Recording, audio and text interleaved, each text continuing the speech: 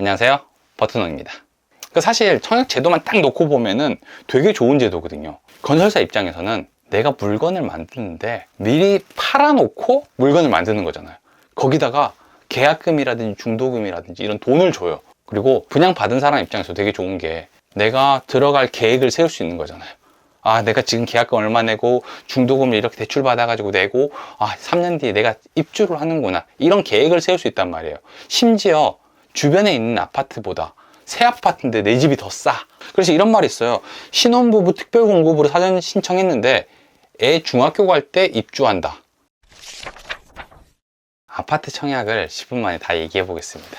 일단 지금 청약제도에 대한 뉴스가 되게 많이 뜨고 있는데 이유가 뭐냐면 사전청약 때문이에요. 사전청약을 더 이상 하지 않겠다, 요거거든요. 툭 하면 입주 지연, 아파트 사전청약 도입 34개월 만에 폐지된다, 요게 나온 건데, 이렇게 될 수밖에 없는 게 이게 청약제도의 최대 단점인 것 같아요.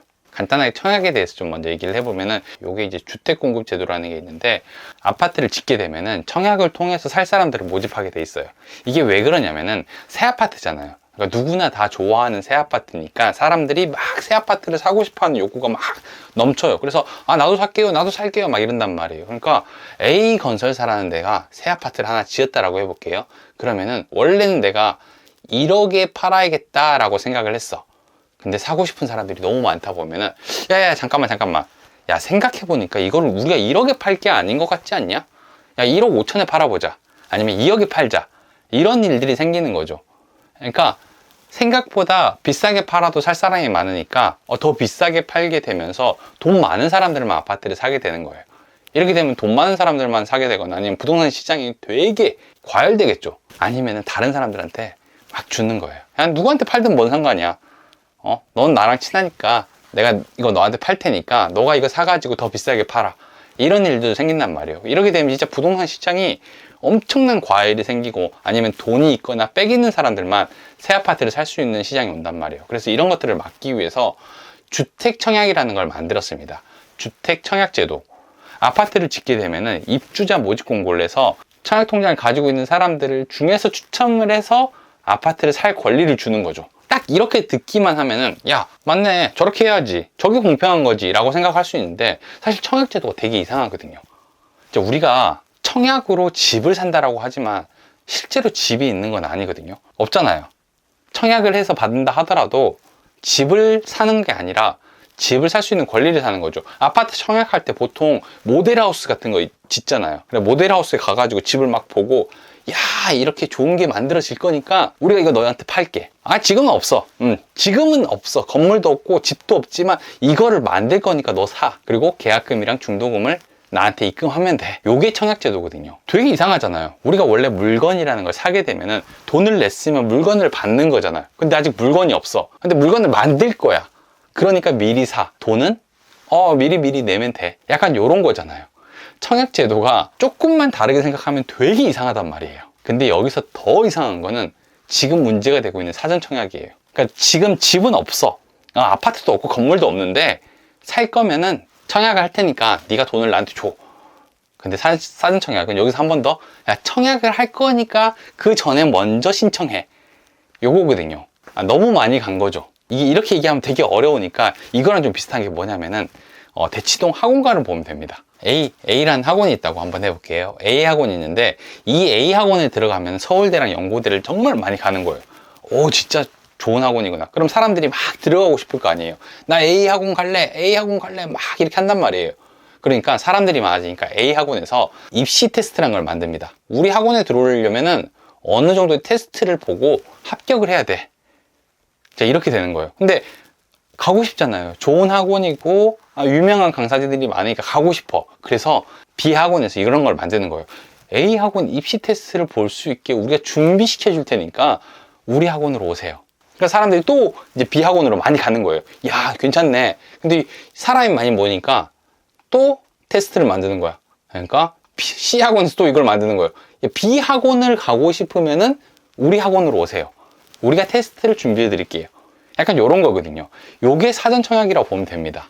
학원을 가기 위해서 학원을 가는, 이게 사전청약인 거죠. 대학을 가기 위해서 학원을 가야 되는데 그 학원을 가기 위해서 또 학원을 가게 되는 거, 이게 이제 사전청약이라고 보면 돼요. 원래 청약제도의 가장 큰 단점이 뭐냐면은 기간이에요. 이 계획대로 되는 일이 없거든요. 계획을 잡아놓으면 아예 계획대로 안 돼요. 청약을 하고 아파트를 짓는 데까지 한 2년 반에서 3년 정도 걸린다고 했을 때 이 계획대로 되는 경우가 거의 없습니다.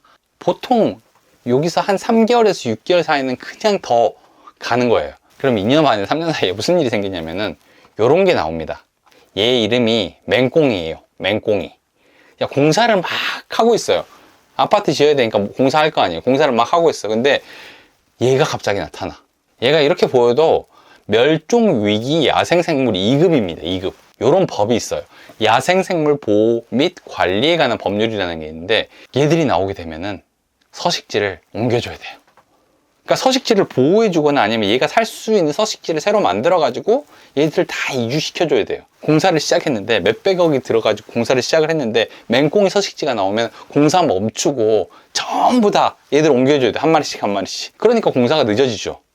거기다가 맹꽁이만 있는 것도 아니에요. 그러니까 우리나라에 원래 공룡이 되게 많이 살았잖아요. 그러니까 뭐 팠다 해서 공룡 발자국이 나온다든지 아니면 선사시대 유적이 나온다든지 유물이 나오게 되면은 이번에는 매장문화재 보호 및 조사에 관한 법률에 의해서 공사를 멈춰야 됩니다. 그리고 나서 국가기관에다 신고를 해야 돼요. 아, 이런 게 나왔습니다 라고 하는 거예요. 그러면 또 기간이 늘어날 거 아니에요. 이게 되게 자주 일어나는 일이에요. 특히 경주 같은 데 가서 땅 잘못 파면 안 됩니다. 거기는 파다 보면은 왕관 같은 거 나와요. 야, 신라시대 유물 막 나오고 해서 무조건 멈추는 거예요. 실제로 여기에서도 나왔어요. 최근에 22년 2월 18일 기사인데 잠실 진주 재건축 현장에서 삼국시대 유물이 나왔다. 연내 분양은 물 건너갔다. 이런 일들이 생긴다는 거죠. 그러니까 이런 여러 가지 이슈들 때문에 공사가 일정대로 막 진행되는 게 아니라 계속 밀려요. 그래서 원래 입주하기로 한 날보다 한 3개월에서 6개월 정도 밀리게 되면은 여기까지는 그냥 공사 일정 맞춘 거예요. 야, 계획대로 된 거네. 야, 석 달밖에 안 밀렸어? 야, 이거면 된 거지. 야, 요렇게 얘기하는 거죠. 청약이 원래 이렇거든요. 그러니까 청약은 기간이 제일 문제예요. 오랫동안 기다리거나 아니면 약속대로 되지 않는 경우가 되게 많기 때문에 이게 제일 문제인데 사전청약은 여기서 한 발 더 간 거잖아요. 사전청약은 청약을 하기 전에 1년 전이나 2년 전에 미리 사전청약을 먼저 하는 거예요. 그러니까 그 안에서도 여러 가지 이슈가 생기는 거죠. 실제로 이번에 99곳이 사전청약을 했는데 실제로 본청약을 한 데가 13군데밖에 없었어요. 그마저도 일정에 맞춘 곳은 딱 한 곳이었습니다. 야, 이 한 곳은 어디냐? 야, 여기가 더 궁금하다. 어떻게 한 거야? 그러니까 사전청약 할 때는 실제로 지구 조성도 안 되고 거기 막 사람 살고 있거든요. 이주도 안 한 거예요. 그러니까 훨씬 많은 이슈가 생기는 거죠. 근데 이걸 왜 하냐면은 부동산 가격이 막 올라가면 사람들이 나도 사야 돼 하면서 과열된단 말이에요. 그러다 보니까 사전청약을 하게 되면 집을 살 수 있는 권리니까 이거 가지고 계세요 라고 하면은 사람들이 나도 집을 샀다 이렇게 생각을 하거든요. 그래서 이제 이런 걸 하는데 청약제도의 가장 큰 단점이 기간인데 사전청약은 한 발 더 가는 거예요. 그러니까 사실 청약제도만 딱 놓고 보면은 되게 좋은 제도거든요. 청약은 나쁜 게 없어요. 그러니까 건설사도 좋고 분양받은 사람도 되게 좋아요. 건설사 입장에서는 내가 물건을 만드는데 미리 팔아놓고 물건을 만드는 거잖아요. 거기다가 계약금이라든지 중도금이라든지 이런 돈을 줘요. 건설사 입장에서 나쁠 게 없죠. 그냥 만들기만 하면 되는 거잖아요. 그리고 분양받은 사람 입장에서 되게 좋은 게 내가 들어갈 계획을 세울 수 있는 거잖아요. 내가 지금 계약금 얼마 내고 중도금을 이렇게 대출 받아가지고 내고 3년 뒤에 내가 입주를 하는구나 이런 계획을 세울 수 있단 말이에요. 심지어 주변에 있는 아파트보다 새 아파트인데 내 집이 더 싸. 그러니까 서로 좋은 거죠. 그러니까 좋은 제도라고 얘기하는 거예요. 청약만 놓고 보면 정말 좋은 제도인데 보완해야 될 단점이 있는 거죠. 가장 큰 단점은 기간이 너무 긴 거고 두 번째는 너무 복잡해요. 그러니까 청약 내용에 대해서 다 아는 사람이 거의 없습니다. 그러니까 청약 내용을 다 아는 사람 없어요. 특별공급만 볼게요. 특별공급만 봐도 신혼부부 특별공급, 생애 최초 특별공급, 다자녀 특별공급, 노부모 특별공급, 기간추천 특별공급, 미혼청년 특별공급 막 이런 식으로 해가지고 한 6, 7개 된단 말이에요. 특별공급만 이 정도가 되고 또 청약에서 디테일한 내용들은 계속 바뀌는 거예요. 그러니까 5월 5일날 입주자 공고문을 올린 단지랑 5월 6일날 입주자 공고문을 올린 단지의 내용이 달라요. 바로 옆에 있는 단지라 해도 내용이 달라집니다. 그러니까 저 같은 경우도 청약이 나온다, 아니면 이 단지가 되게 관심 있다라고 하면은 입주자 모집 공고문을 다운받아서 다 봐요. 봐야 돼요. 안 보면 모릅니다. 그러니까 이게 계속 바뀌는 거거든요. 시대 상황에 따라서 바뀌어요. 이거는 그냥 옛날 얘기인데, 이런 아파트가 있었어요. 고자 아파트, 내시 아파트, 이런 아파트도 있었다는 거죠.